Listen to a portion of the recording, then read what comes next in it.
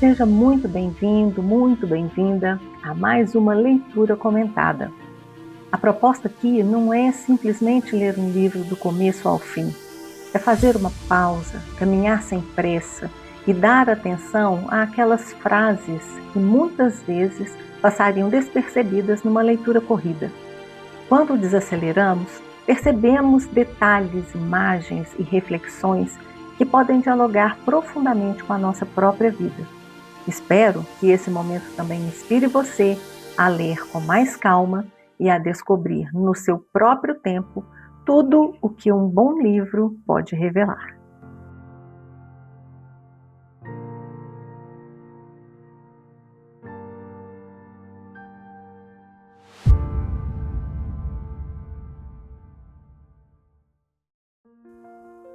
Hoje vamos continuar a história de Olivia na parte 2 desse relato. Na parte 1, nós vimos até o momento em que ela narra sobre o episódio entre o Sr. Dantas, a mãe de Olivia, né, Dona Laura, e Dona Esmeralda e Violeta. E agora nós interrompemos, na verdade, o primeiro episódio quando ela foi à casa de Rita pela primeira vez. E agora vamos continuar nessa segunda parte do relato da história de Olivia. A casa de Rita, que guardo na memória, foi o primeiro lugar da minha vida que me fez prestar atenção em onde eu estava. Entrar naquela casa era entrar em uma dimensão até então desconhecida para mim, onde as coisas, os objetos, tinham o poder de me arrebatar. Os cômodos eram grandes e arejados, as tonalidades terrosas dominavam o ambiente, contrastadas com cores inesperadas que apareciam, de tempos em tempos, em alguma parede ou objeto, fazendo tudo girar em torno delas. Muitos quadros com pessoas imperfeitas pinceladas que me olhavam e impressionavam, como se, na ausência de feições realistas, pudessem revelar, em estado bruto, a intensidade dos sentimentos. Tapetes integrando os ambientes, cortinas leves e transparentes descendo do pé direito alto até o chão, móveis recortados, torcidos, solitários, que não levavam a sério a própria imobilidade. Era uma casa rica de objetos. O pai de Rita, Eduardo, era engenheiro, dono de uma construtora, tinha muito dinheiro. A mãe de Rita, Luciana, era uma artista plástica conhecida. Fez uma parede inteira de azulejos pintados à mão com bico de pena que simplesmente me hipnotizava. Várias vezes perdi meus olhos naquela pintura. Achava esplêndido e reconhecia, mesmo sendo uma criança, o virtuosismo daquele trabalho. Pensava comigo, como alguém podia fazer uma coisa tão bonita? Uma vez vi numa revista a foto daquela parede e estremeci de emoção. Desde aquela época, e ainda hoje, sempre me estarreço com coisas que exibem esplendorosas o tempo que levaram para ser feitas e que só poderiam ter sido feitas com a dedicação apaixonada de alguém. É a sensação de estar subitamente diante de uma compreensão nuclear compacta, que por um segundo reveste toda a vida que já passou e aqui está por vir de algo precioso. Como você contou que sentia, Biá, ao ler certos livros, a ponto de acordar Teodoro de madrugada. Era também o que eu sentia ao ver os jarros de diferentes tamanhos, com flores de papel feitas por Luciana, espalhados por toda a casa. Alguns com rosas vermelhas, outros com rosas em tom de inverno, outros ainda com rosas gritantes e reverentes, sempre iluminados por uma luz natural que entrava pelas muitas janelas, sempre uma brisa por perto, como um sopro de vida. Uma festa para os meus olhos, uma festa para o meu coração. Ali eu me sentia dentro, arrancada de trás daquele portão para onde nunca mais voltaria. Eu me sentia envolvida por coisas que podia amar. Tenho vontade de revisitar essa casa. Sei que esse desejo irá me acompanhar para o resto da vida. E sei também que não é a casa de agora que quero revisitar, mas aquela sensação de outrora que me tomava. Uma vez quase estive lá. E então pensei no gramado da frente e em sua imperiosa árvore, que reinava absoluta naqueles tempos, dona da maior sombra do mundo. Tive medo de que ela se revelasse uma árvore qualquer. Não estava preparada para perdê-la. Então não fui. O quarto de Rita tinha uma varanda coberta que dava para os fundos da casa, e ali nós passávamos horas brincando. De cinco marias, varetas, elásticos, de casinha, de fazer guisado com fogo de verdade, de escritório, com os velhos livros de registro que Rita ganhara do avô açougueiro, que morava no interior. Fingíamos ser dentistas e obturávamos tábuas enchendo os buracos deixados por antigos pregos com uma massa de farinha de trigo, cuidadosamente manipulada com ferrinhos de dentista legítimos que nos enchiam de profissionalismo. Durante a semana, estudávamos em escolas diferentes. Eu ali no bairro mesmo e Rita em uma escola melhor, mais cara, do outro lado da cidade. Nos encontrávamos logo depois do entardecer nos fins de semana. Eu já nem tocava mais a campainha para entrar em sua casa. Abria o portão, sempre destrancado.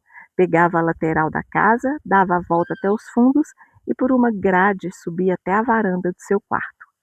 As outras meninas às vezes vinham brincar com a gente, menos Violeta, que nunca foi perdoada. Isso me impressionava, Biá, porque eu, a verdadeira vítima, superei rapidamente o que ela tinha feito. Mas Rita não. Ela tomou uma antipatia inegociável e nunca mais aceitou brincar com Violeta. Eu cheguei a argumentar algumas vezes, quando éramos adolescentes, que tudo o que tinha se passado era coisa de criança, mas Rita não se comoveu. Chata, ela dizia. Violeta é uma chata. Isso me assustava, e mais tarde, me lembrar do radicalismo impiedoso de Rita passou a me arrasar. Eu e ela fizemos a primeira comunhão juntas, e por muito pouco não fomos expulsas do catecismo pelo padre Diógenes. Ele era um homem muito severo, sem humor, de quem eu morria de medo. Todo sábado íamos para a igreja ter aula de catecismo. Nossas professoras eram meninas novas, pouco mais velhas do que a gente.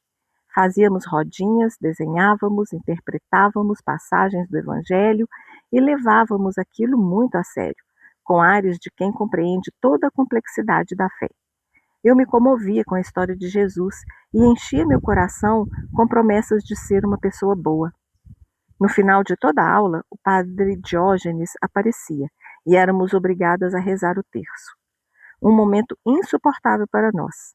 Uma vez eu e Rita, no meio daquela lenga-lenga repetitiva, olhamos uma para a outra e do nada começamos a rir. Pronto, aquilo se tornou de lei.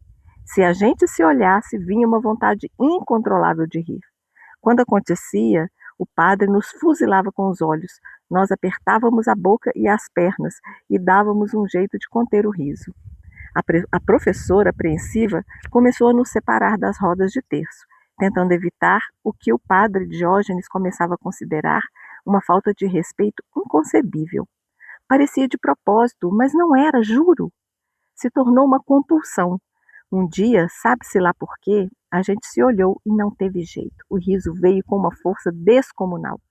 A fuzilada com os olhos de padre Diógenes não surtiu efeito. Pelo contrário, aumentou a intensidade do nosso surto. Então ele interrompeu a oração furioso e chamou nossa atenção energicamente. Eu, assustada com a braveza dele, com meu eterno medo de ser expulsa, imediatamente parei. Mas Rita não conseguiu parar. Foi ficando frouxa, bamba de tanto rir. Foi se sentando no chão e, para a perplexidade de todos, fez xixi na calça ali mesmo, em solo sagrado. Foi um reboliço, Biá. O padre Diógenes mandou chamar nossas mães e fez um sermão daqueles. Minha mãe, poço de elegância, ouviu tudo com muita dignidade, já avisando que aquilo não iria se repetir. Já a mãe de Rita, que não era muito simpatizante da Igreja Católica e encarava a primeira comunhão da filha mais como uma diversão inofensiva do que como um ato de fé, achou a história tão engraçada que disparou a rir. Não parava. Minha mãe conta que não via a hora de Luciana também molhar as calças diante de um incrédulo padre Diógenes, nervoso com tanta subversão. Habilmente, Dona Laura, como sempre, contornou a situação e encerrou a conversa o mais rápido que pôde, empurrando Luciana, desfalecida de rir, para fora da sacristia, assegurando em seu nome e em nome dela o nosso bom comportamento. Nós fizemos a primeira comunhão sob o olhar carrancudo de Padre Diógenes, mas foi preciso uma ficar bem longe da outra, para que ninguém se mijasse em plena Eucaristia. Não demorou muito e nos tornamos inseparáveis. Durante a semana, até nos dividíamos com outros amigos, mas nos finais de semana e nas férias, queríamos a companhia uma da outra. Minha mãe, depois do episódio do padre Diógenes, também se tornou amiga de Luciana e de todas as casas da rua. Era a única que frequentava, mesmo que comedidamente. Graças a essa aproximação, ela me deixava viajar com Rita para a casa que eles tinham na praia, onde passávamos às vezes mais de um mês no verão. Eu me tornei uma agregada querida da família. Nossa primeira viagem foi para, adivinha, Guarapari. Hoje em dia, acho que esse negócio de ter casa na praia reduz o mundo a uma paisagem só. Ir sempre para o mesmo lugar, especialmente na adolescência, vai tornando o mundo pequeno demais. Mas naquela época, minha experiência foi o oposto. Ir para a mesma praia com a família de Rita ampliava meu mundo e era uma daquelas coisas que eu poderia fazer 1000 vezes. A casa era encantadora, sempre animada, cheia de visitas, cozinheiras maravilhosas paparicando a gente o tempo todo. Uma realidade que destoava da minha e me fascinava. A toda hora uma comidinha gostosa, uma bebida gelada e, sobretudo, uma conversa divertida. E o melhor, bastava atravessar a rua para entrar no mar. Eduardo, pai de Rita, ao contrário da mãe, era um homem do dia e não da noite. Gostava de esporte, vôlei, frescobol, caminhadas pelas pedras nas encostas do mar. Ensinava as filhas, Rita e Catarina, a andar a cavalo, pilotar motos e a se aventurar de muitas maneiras. Eu e Rita estávamos sempre com ele para cima e para baixo. Já Catarina não se misturava, sumia no mundo, sempre cercada por sua turma. Quando a noite começava, era Luciana quem entrava em cena. Os amigos chegavam, as conversas varavam à madrugada, regadas a álcool e música. Rita e o pai dormiam logo, mas eu ficava fascinada com os assuntos, a modernidade que se desnudava à minha frente, e principalmente com o fato de que me permitiam estar ali. Ninguém me mandava ir para a cama. Eram duas viagens completamente diferentes, a do dia e a da noite, e eu me sentia muito bem em ambas. Nas primeiras férias que passei com eles, fiquei menstruada pela primeira vez. Um aperto inesquecível. Eu era simplesmente louca para ficar menstruada, ter peito, ter pelo, encorpar. Quase fiz promessa para ficar mocinha antes de Rita. Esse era um detalhe essencial. Na verdade, eu rezava para não ficar depois de Rita. Não queria que ela soubesse como era ser uma moça, sendo eu ainda, tecnicamente, uma criança. Rita já tinha uma autoestima insuportável. Nem quando mijou na igreja, na frente de todo mundo, se abalou. Já eu, Biá, era bem mais insegura. Para começar, eu era ruiva, sardenta, muito diferente das outras meninas. Não era tímida, mas tinha uma preocupação excessiva sobre o que pensavam de mim, o que me tornava cautelosa e por vezes retraída. Para não ganhar um não, eu desistia fácil do sim. Nas minhas orações, achava justo alcançar a graça de menstruar antes de Rita e passar um tempo sabendo de coisas que ela não sabia. Era como se eu precisasse de alguma vantagem para oferecer a ela. Mas apesar de toda essa vontade, quando minhas preces foram atendidas, acabei achando Deus um cara realmente gozador, que resolveu me ouvir justo na hora errada e, sobretudo, no lugar errado. Dar de cara com aquele sangue todo descendo perna abaixo, longe de minha mãe e sem direito à privacidade, foi assustador. Por questões práticas, tive que contar para Rita, que por sua vez teve que contar para a mãe, que por sua vez não se conteve e contou para todas as pessoas que passaram por aquela casa durante o verão. Ela achou a coisa mais linda minha entrada no mundo fértil. Justo ela, mãe de duas meninas, resolveu tratar as minhas regras como exceção. Tão novinha e já com toda a potência criativa no corpo, que maravilha! Dizia a quem chegasse na casa, poetizando minha banal biologia. Quase morri de vergonha de tamanho entusiasmo, porque as pessoas ouviam a louca da Luciana e olhavam para mim, e enquanto avaliavam se era mesmo uma maravilha, eu só conseguia pensar que elas sabiam que eu tinha um mods entre as pernas. Eu colava a bunda na parede e empacava, não saía do lugar. Não queria ninguém olhando atrás de mim, tendo a chance de observar meu traseiro, como se meu traseiro tivesse se tornado subitamente um interesse obsessivo de todos. Passei aqueles dias torrando ao sol, de roupa na praia, sem entrar no mar, vendo Rita dar estrelas na areia, furar ondas, indiferente ao fato de que eu era uma mocinha e ela não. Para ela, aquilo não teve a menor importância. Fizemos muitas viagens juntas. Rita gostava que eu estivesse por perto, mas pouco se envolvia com o que me acontecia. Não tinha curiosidade por minhas coisas, não por indiferença, mas por excesso de concentração em si mesma. Já eu queria saber tudo sobre ela. Carregava comigo uma admiração velada pelo jeito como ela era, e é preciso reconhecer que o outro nome disso, em alguma medida, ser inveja. Devo mesmo admitir uma leve e inofensiva inveja, tão íntima que eu mal contava a mim mesma, um desejo de ser ela em alguns momentos. Talvez eu só não quisesse me sentir inferior, e isso significava torcer secretamente para que ela não se afastasse demais, para que eu não voasse alto demais e me deixasse lá embaixo, pequenininha, com os pés no chão. Rita, por sua vez, admirava poucas coisas em mim, mas o fazia abertamente, generosamente. Quando ganhei corpo, meus seios cresceram e ficaram bonitos. Ela sempre dizia: "Você tem o peito mais bonito do mundo, eu quero um igual para mim. Todo biquíni fica bem em você. Olha que marmota esse paninho cheio de papo", reclamava ao se olhar no espelho, se sentindo uma tábua de passar roupa com seu sutiã cortininha. Quando a gente andava na praia, ela contabilizava os rapazes que me olhavam, atribuindo aos meus seios, que apelidou de seios canto da sereia, todo o poder de atração.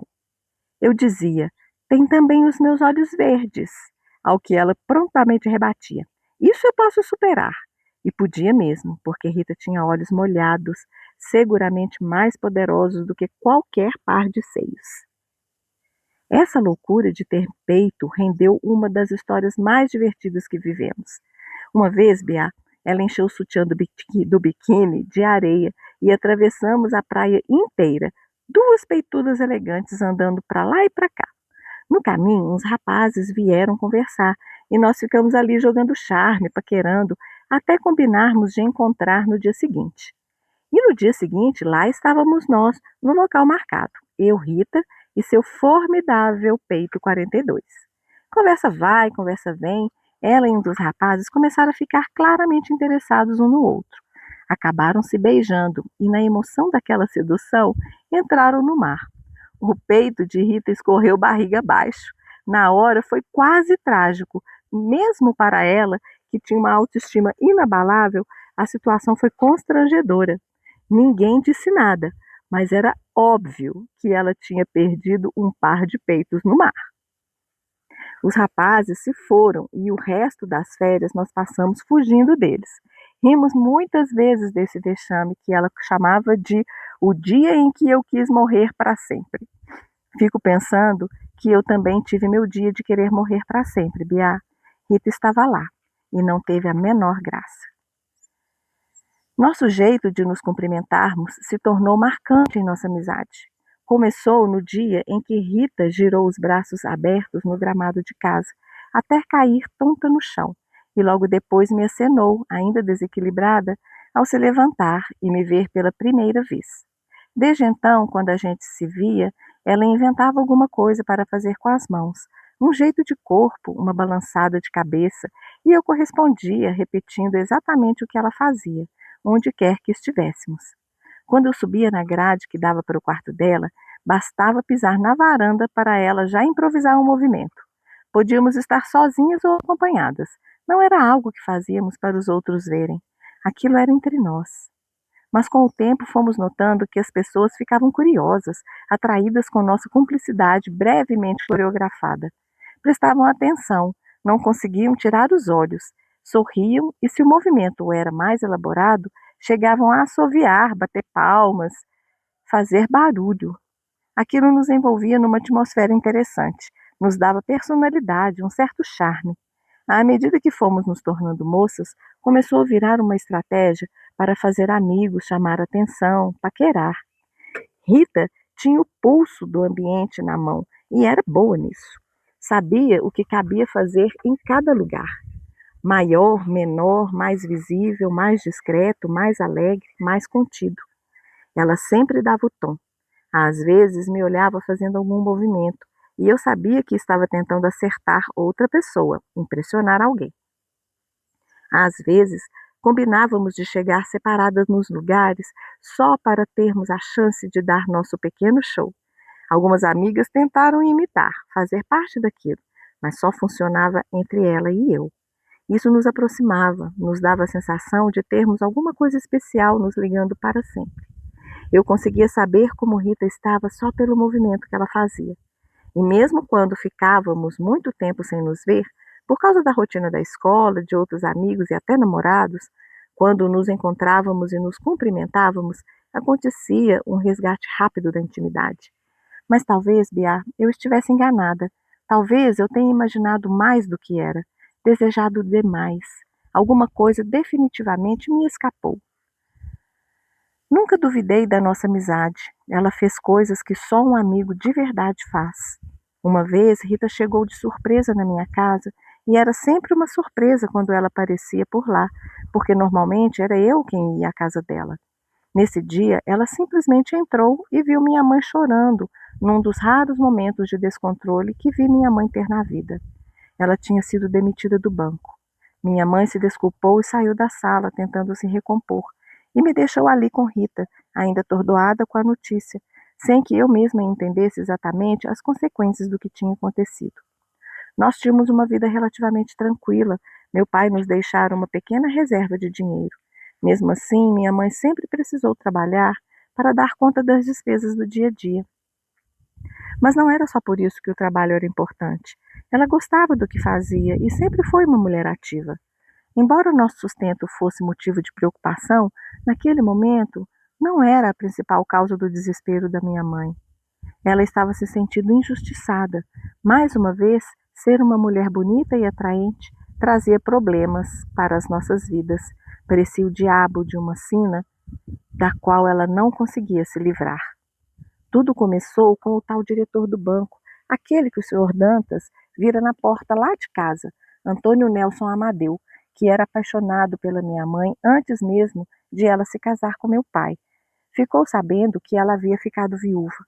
Em outras palavras, não existia mais um marido no meio do caminho. Ele até resistiu por algum tempo, mas acabou se aproximando de minha mãe bem mais do que devia, embora de uma maneira muito respeitosa. Aos olhos dela, não passava de uma amizade consolidada por anos de convivência. Só que não era bem assim, não da parte dele. Quando minha mãe se casou com meu pai, ele, desesperançado, acabou se casando com a filha do dono do banco, Valéria Amadeu, com quem teve 4 filhos e com quem parecia ter uma vida tranquila.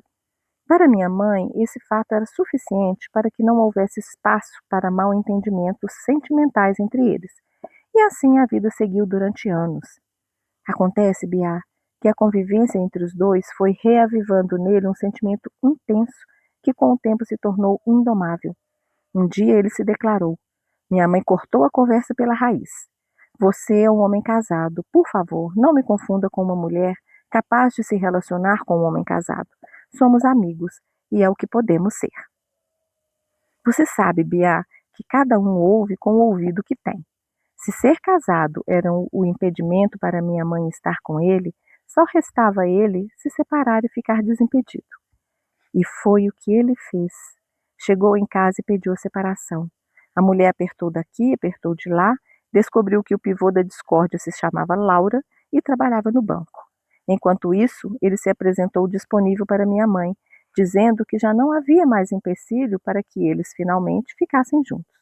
Só nesse momento, sabe-se lá com que dor, ele entendeu que ser casado era o motivo para minha mãe não o querer, mas não o único. Ela não estava interessada, ele não era correspondido.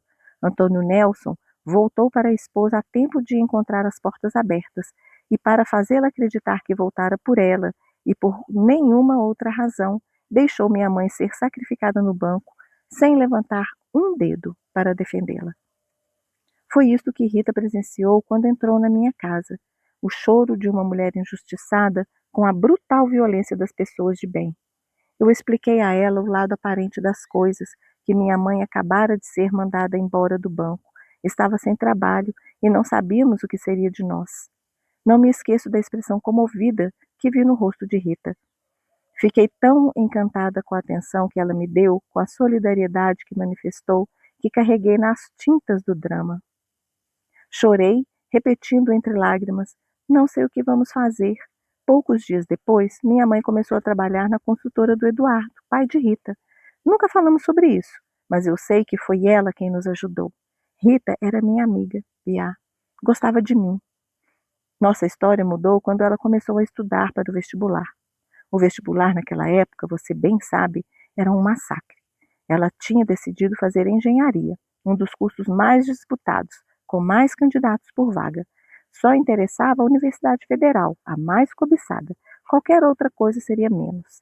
Na casa dela, embora não houvesse uma pressão explícita para que ela passasse de cara, havia um padrão de desempenho que pesava toneladas. Catarina, a irmã mais velha, tinha passado de primeira, muito bem colocada em odontologia na Universidade Federal.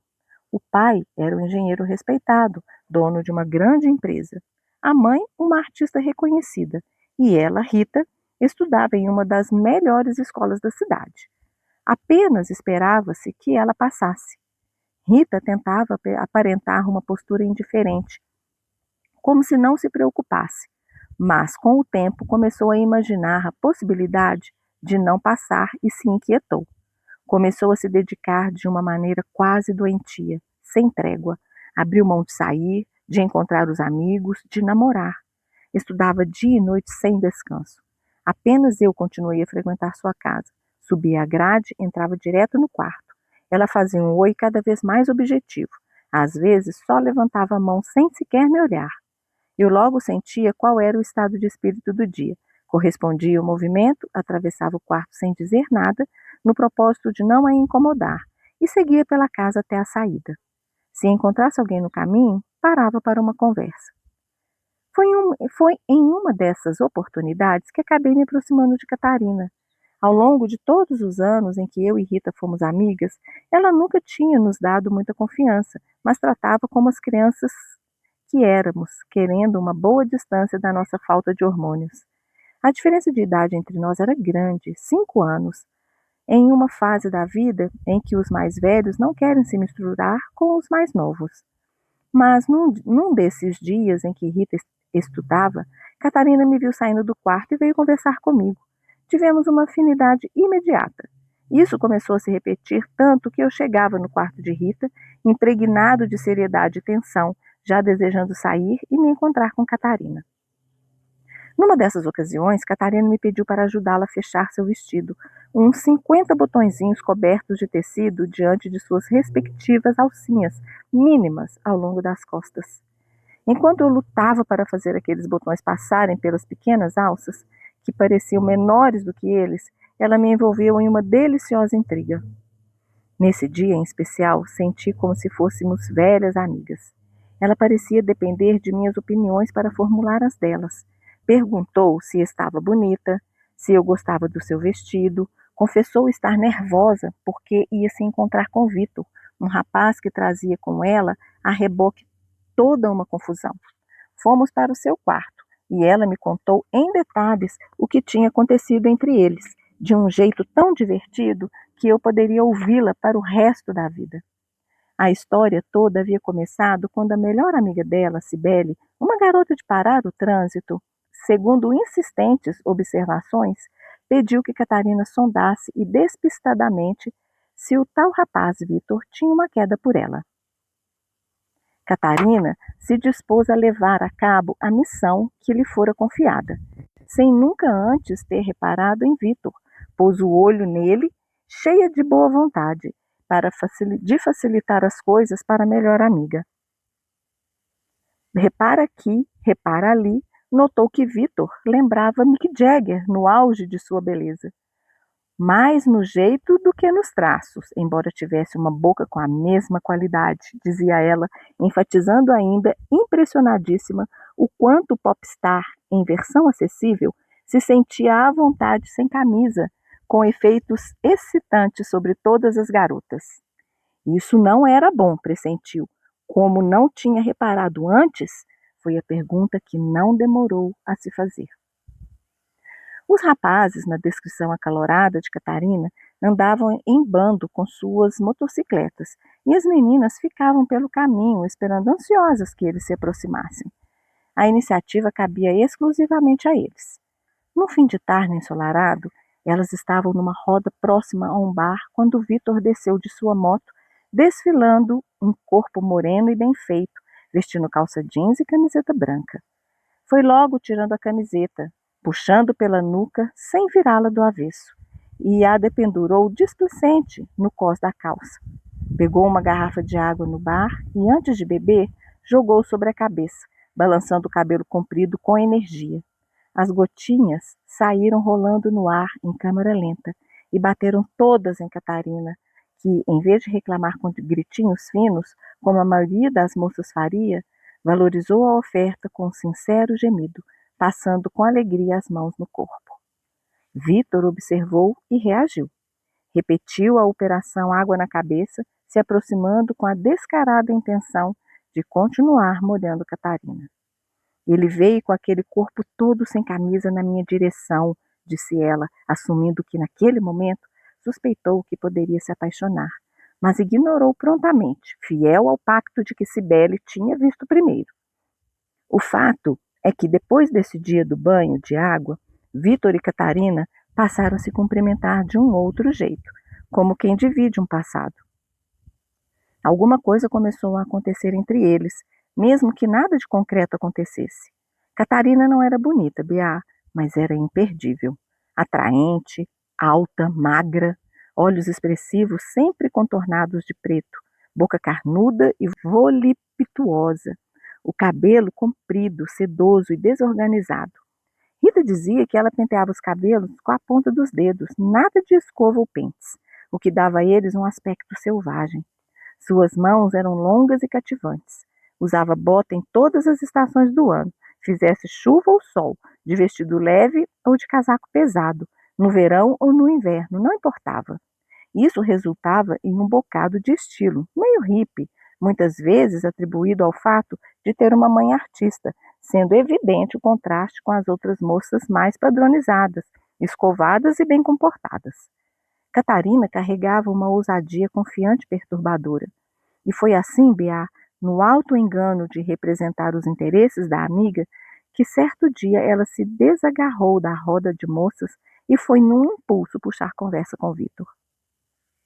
Eu me lembro de cada detalhe que ela contou, porque aquilo assanhou completamente minhas fantasias adolescentes.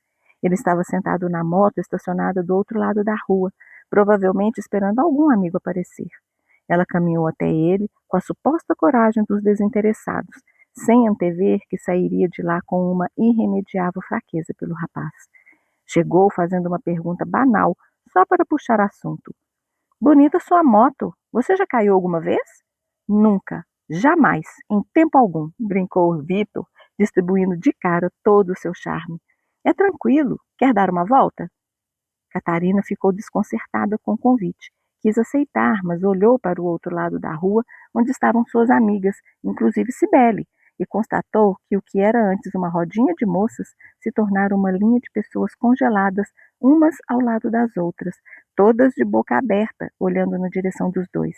Então agradeceu. Hoje não, outro dia. Você tem medo? Perguntou Vitor com uma expressão de quem não acreditaria se ela dissesse que sim. Não, claro que não. Já andou alguma vez? Claro que sim. Eu, inclusive, sei andar de moto. É bem fácil, só subir na garupa. Estou dizendo que sei pilotar.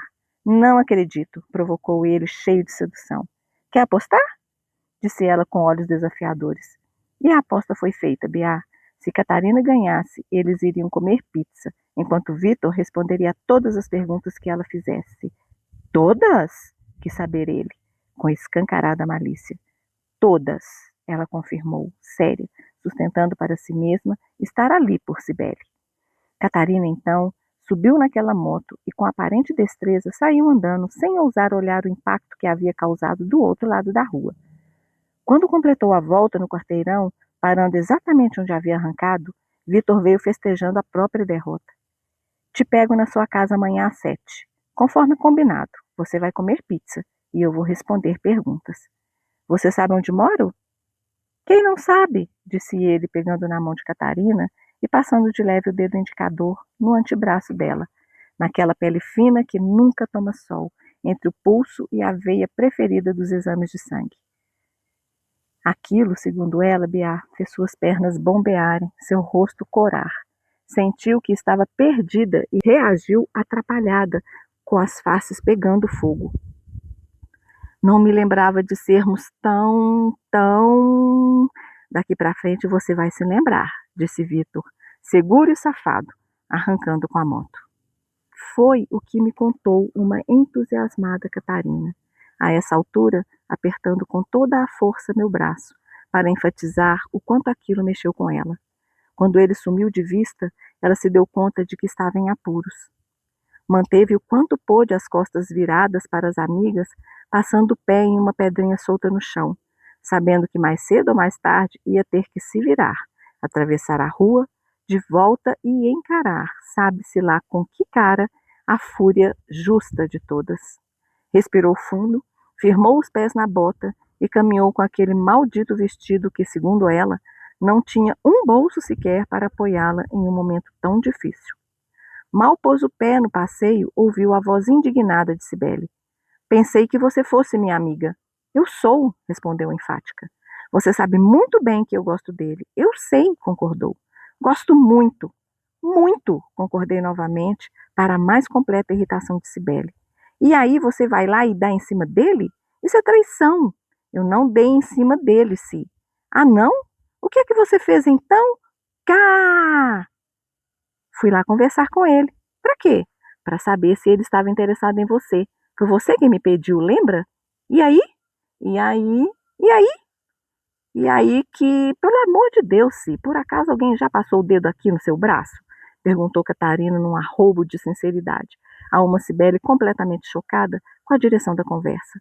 A única coisa que eu posso dizer, posso jurar para você, é que quando alguém passa o dedo aqui, neste lugar, a gente não escapa. Todas as meninas ficaram de boca aberta, sem respirar. Ninguém acreditou no que ouviu, e apesar da inacreditável cara de pau de Catarina, ninguém ousou duvidar. Eu mesma, Biá, não duvidei. Vibrei por dentro, enquanto alguma coisa me escorria do ventre. Só Cibele não se deixou excitar. Ela teve vontade de socar minha cara, disse Catarina. E disse também que Cibele respirou fundo e conspirou. Desenhou na hora como avacalhar sua história com Vitor. Foi logo perguntando: nós somos amigas, não somos, Catarina? Catarina concordou, encantada com a elegância que viu surgir subitamente. Pois então, não vai ser Vitor quem vai estragar tudo entre nós. Daqui para frente seremos mais inseparáveis do que nunca. No dia seguinte, quando Catarina e Vitor chegaram na pizzaria, quem estava lá esperando por eles, mais inseparável do que nunca? Cibele. Estava feito o triângulo, Biá. Bastante isósceles, diga-se de passagem. Vitor acabou se embolando de igual maneira nas duas possibilidades que tinha diante de si. Catarina, com todo o seu charme, e Cibele, com sua beleza de parar o trânsito. Em resumo, uma tremenda novela jorrou da boca de Catarina naquele dia, com direito a uma prosa teatral e passional dos encontros e desencontros, confissões apaixonadas, amizades em risco no melhor sangue latino. Eu ouvi tudo aquilo lutando com os botões do seu vestido, que não acabavam nunca. Pela excitação de Catarina, a noite seria definitiva. Ela se encontraria com Vitor sem a presença de Cibele, que adoecera e fora proibida pela mãe de sair. Enfim, sós, gritou eufórica, prometendo ousar. Muita emoção envolvida, e eu ali, encantada em ser confidente de todas aquelas intimidades. Hoje, tudo me parece tão tolo, mas eu simplesmente amava aquilo, Biá. Durante nossa conversa, Catarina acendia um cigarro atrás do outro e me passava na maior naturalidade para que eu desse os meus tragos, deixando claro que não mais me considerava a amiga pequena da irmã caçula, mas alguém com quem podia perfeitamente dividir um cigarro. Aquilo valia mais do que 1000 menstruações. Eu me sentia adulta. Naquela sexta-feira à tarde, passei um bom tempo ouvindo e desejando que aquela conversa não acabasse nunca. Fui embora, mal podendo esperar o dia seguinte para saber o desfecho da noite que prometia ser inesquecível. Quando saí da casa de Rita, vi o pai dela e minha mãe na porta de minha casa. Estavam tão compenetrados, pareciam discutir algum problema de trabalho. Eduardo, quando me viu, foi logo perguntando: conseguiu arrancar Rita daqueles livros? Ela anda exagerando. Eu disse que não, que o máximo que havia conseguido fora um abano de mão, sem nem sequer um olhar para acompanhar. Minha mãe quis me manter ali com eles, mas eu escapuli, com medo de que o cheiro de cigarro me denunciasse o vício. E quando, por costume, me virei para encostar o portão, pensei ver o vulto de Rita já desaparecendo nos fundos da casa, por onde eu sempre passava, quando subia a grade que dava em seu quarto. Mas naquela hora eu só conseguia me importar com Catarina. Mal dormia à noite, me apaixonando também por Victor. Eu, que nunca o tinha visto, fiz Mick Jagger encarnar o sujeito em minha imaginação. Revivi cada detalhe daquela história quando me deitei na cama. Passei e repassei o dedo pela pele fina do antebraço e constatei que era mesmo impossível escapar. Fiquei excitada, louca para saber de todos os detalhes do encontro a sós entre os dois, que deveria estar acontecendo naquele exato momento em que eu me revirava na cama. Torci por Catarina, beijei de língua as costas da mão, imaginando o beijo que eles poderiam estar dando. Onde um beijo como aquele iria parar? Apertei as pernas uma na outra na iminência de pequenos gozos, sentindo-me apaixonada. E foi assim que adormeci, às vésperas de um dos piores dias de minha vida. Quando acordei era sábado e minha mãe pediu que eu ajudasse nas coisas da casa, embora minha vontade fosse atravessar a rua e ir ter com Catarina. Mas era cedo demais, ela deveria estar dormindo. Fui ao mercado, ajudei a guardar as compras, almoçamos e depois passei horas com minha mãe limpando e organizando os livros no escritório. Livros que tinham sido de meu pai, Biá. Você iria se esbaldar em nossa biblioteca. Quando nos mudamos, minha mãe deu a maior parte dos livros, porque em nossa nova casa não havia lugar para um escritório. Hoje, meu coração aperta quando penso que não aproveitei a biblioteca de meu pai, nem prestei atenção direito, não dava valor. Naquela tarde, inclusive, amaldiçoei cada um daqueles livros, irritada com a tarefa de espanar um por um, mudando pilhas e pilhas de lugar, obedecendo aos comandos de minha mãe. Faz isso, faz aquilo. Quando terminamos, não tive dúvidas. Atravessei a rua e fui para a casa de Rita, com Catarina na cabeça. Como de costume, passei pelos fundos e subi pela grade. A porta da varanda estava aberta. Entrei no quarto sem fazer barulho. Rita me olhou e não fez nenhum movimento. Fiquei esperando para corresponder à altura um aceno de mão, uma viradinha de cabeça, mas ela não fez nada. Voltou a atenção para o caderno que tinha nas mãos, anotando alguma coisa, e sem me olhar disse com todas as letras: "Vai embora." "Quê?" perguntei, achando que era brincadeira. "Vai embora, Olivia," ela repetiu sem me olhar. Fiquei confusa, sem entender direito o que estava acontecendo, um pouco desconcertada. Logo, me ocorreu que deveria ser um estresse passageiro por causa de alguma dificuldade nos estudos. Achei melhor não discutir e comecei a andar em direção à porta do quarto, pensando em procurar Catarina para saber sobre o encontro com Vitor, quando Rita gritou: "Sai por onde você entrou!" "Que é isso, Rita? O que está acontecendo?" "Vai embora da minha casa por onde você entrou, entendeu?" berrou ela, me encarando como uma inimiga. Tentei abrir a porta ignorando o comando, mas estava trancada. Minhas pernas ficaram bambas. Aquilo era tão inesperado que eu não conseguia reagir. Fiz o que ela mandou, voltei para a varanda e comecei a descer pela grade. Então ela apareceu lá no alto e me chamou. Olivia! Por um segundo pensei que se desculparia, mas ela foi definitiva. Não volte! Naquele dia, Bia, descobri que da casa de Rita até a igreja são 146 passos. A grade de sua casa é feita de 220 ferros, com uma distância de 1 palmo entre eles. As casas pelo caminho, tanto as do lado direito quanto as do lado esquerdo, somavam 27 janelas.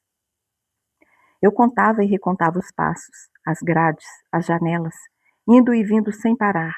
Primeiro contei mentalmente, depois em voz alta, como alguém que enlouquece de repente. Presa aos números, tentei não ouvir a voz de Rita. Não volte! Mas sua voz se tornou uma presença sólida dentro de mim, como uma espada me atravessando da garganta ao ventre. Eu me transformei naquela frase e a carreguei comigo até ficar exausta. Fui para casa sem querer encontrar minha mãe, temendo que ela me visse e soubesse, só de me olhar, o que tinha acontecido. Ela adivinharia tudo, e então cuidaria de mim, e eu não daria conta de sua suavidade. Qualquer carinho iria me ferir ainda mais. Só a solidão cabia, só o buraco escuro, como você o descreveu para mim, Bia, um lugar onde nada do que eu via eu pudesse ver. Mas minha mãe não me olhou, não viu que eu tremia, e eu recusei a sopa que ela me ofereceu, já sabendo que não poderia segurar a colher com mãos firmes. Ela não protestou. Minha temperatura se desregulou, picos de frio e calor. Não volte! Como Rita pôde fazer isso? Você acha mesmo, Bia, que eu não tinha direito a uma explicação? Nós éramos amigas. Deitei na minha cama, encolhida como um tatu-bolinha. Fui me apertando para não caber dor, nem pensamentos. Me apertei até que minhas unhas cortaram as palmas de minhas mãos. Não volte! Tomou a forma de 1000 agulhadas no meu estômago. Nós éramos irmãs, Bia. Que esquecimento hostil era aquele? Uma vez, às vésperas da festa de 15 anos de Rita, um chiclete se embolou no cabelo dela e aquilo virou uma bola tão emaranhada que foi preciso cortar curto. Todas nós, meninas de 15 anos, tínhamos os cabelos longos e muitos planos para o que faríamos com eles naquela noite. E Rita, a garota que nunca se abalava, não parava de chorar. Sofreu de verdade, como eu nunca tinha visto, e decidiu que não iria mais na própria festa. Os convidados começaram a chegar e ela não aparecia. Foi quando eu entrei em seu quarto, com meu vestido longo verde, cheio de pequenos brilhos, e com os cabelos ruivos tão curtos quanto os dela. Quando me viu, seus olhos acenderam todas as luzes, e ouvir o que ela disse valeu cada fio de cabelo cortado. Você sempre vai ser minha melhor amiga. Nós seremos as garotas mais incríveis dessa festa, prometi a ela. Como ela pôde se esquecer disso, Bia? Como se esqueceu do que éramos? Deitada na cama, senti um desespero, uma urgência em desfazer aquele mal-entendido. Decidi ir até lá. Levantei resoluta. Estava pronta para me ajoelhar e me desculpar, não me importando por qual motivo. Se fossem ciúmes de Catarina, eu me afastaria dela. Não ia querer mais saber de Vitor, nem de Cibele, nem de nada que não fosse ter Rita de volta. Mas não pude dar nem um passo. Meu quarto começou a girar e um jato de vômito lambuzou tudo, me fazendo perder o resto das minhas forças. Bem, ficamos por aqui na segunda parte da história de Olivia. Nessa parte da história, vamos conhecendo melhor a amizade entre ela e Rita. Era uma amizade verdadeira, em que as duas buscavam a companhia uma da outra, apesar das diferenças tão grandes entre elas. Rita tinha uma personalidade muito forte e, às vezes, um certo radicalismo impiedoso. Isso apareceu na maneira como julgou a Violeta e, mais tarde, na forma como simplesmente retira Olivia de sua vida sem dar a menor explicação. Para Olivia, que se sentia tão pertencente àquele universo, Estar do lado de dentro daquele portão era quase fazer parte da família. Ser arrancada dali foi uma ruptura muito dolorosa. E acho interessante olhar também para o jeito de Olivia. Ela sempre estava muito preocupada com o que pensavam dela. Essa preocupação a tornava cautelosa, retraída e muitas vezes fazia com que desistisse antes mesmo de tentar. Ela mesma diz, de uma maneira muito bonita, que para ganhar um não, desistia facilmente do sim. E aí eu fiquei me perguntando, quantas vezes fazemos isso na vida? Quantas possibilidades a gente deixa de experimentar porque imaginamos antecipadamente a rejeição, a crítica ou o julgamento do outro? Às vezes, o medo de ouvir um não nos impede até de descobrir se aquele sim poderia existir. Também achei interessante perceber que Rita não tinha a mesma curiosidade sobre a vida de Olivia. Não necessariamente por indiferença, mas porque parecia muito concentrada em si mesma, enquanto Olivia queria conhecer tudo sobre ela.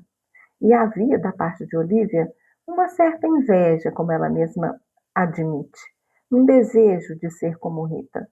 Desejava apenas não se sentir inferior e precisava que Rita não voasse tão alto para que pudesse continuar perto dela. Isso não diminuiu a amizade das duas, pelo contrário, Rita demonstra que, apesar de não olhar para Olivia com a mesma curiosidade, era sua amiga de verdade. Quando soube que Dona Laura havia perdido o emprego, providenciou para que o pai a empregasse em sua consultora, sem que Olivia sequer soubesse. E Dona Laura também merece uma pequena pausa aqui. A sua beleza, que já havia lhe trazido situações difíceis, aparece novamente com o interesse de seu colega de trabalho por ela e a consequente demissão. Ela procurava não chamar a atenção, mantendo uma postura discreta, como uma forma mesmo de se proteger. É interessante pensar como a beleza de uma mulher pode deixar de ser apenas uma característica e se transformar também em um peso, em um mundo que nem sempre sabe lidar com ela com maturidade. A aproximação de Olivia com Catarina acontece de maneira natural e não diminui o lugar que Rita ocupava em sua vida. É bonito perceber que uma nova amizade não precisa substituir uma antiga. Nós podemos criar novos vínculos sem que isso apague os que já existem. E então chegamos ao rompimento. Rita, de uma maneira dura e sem explicações, manda Olivia embora e diz que ela não deve voltar. Talvez essa seja uma das dores mais difíceis de suportar em uma amizade, quando não recebemos sequer uma explicação para o fim. Não existe uma conversa que permita compreender, não existe uma despedida, existe apenas a porta que se fecha. Olivia perdeu a amizade de Rita e, junto com ela, o pertencimento àquele mundo e àquela família que acreditava pertencer. Ficamos aqui, nessa segunda parte do 12º encontro, em que Olivia conta toda a sua história. Nos encontraremos na próxima leitura com a terceira e última parte desse encontro. Um grande abraço e até mais!